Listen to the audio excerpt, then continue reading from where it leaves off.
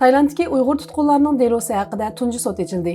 14 fevral kuni 10 necha yildan buyon Taylandda tutib turilayotgan Uyg'ur tutqunlarining kelgusi taqdiri haqida Bangkokda tunji sud ochilgan. Radiomiz Binar xabarlari to'rining bu vaqtdagi xabarda aytilishicha, mazkur sudga Tayland tutib turish o'rnidagi 48 nafar Uyg'ur qatnashmagan.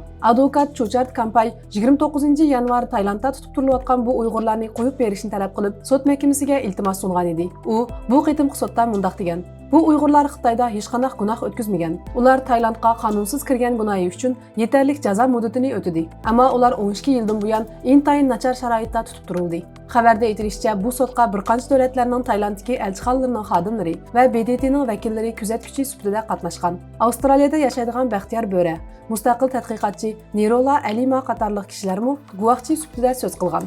Baxtiyor Bo'ra madaniyat inqilobida beshidan o'tgan ochiq sarguzashtlarining o'zining chatarga chiqib ketishiga sabab bo'lganligini, Taylanddagi Uyg'urlarni ko'rganda o'zining azobli o'smirlik davri esi kelganligini eskartib o'tgan.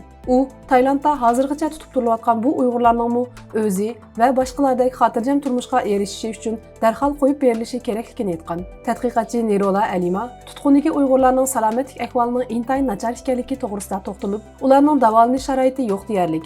Ular hozir xuddi o'limni kutib turayotgandek degan. Bu qitimliq sud 18 fevral yana davomlashadi ekan.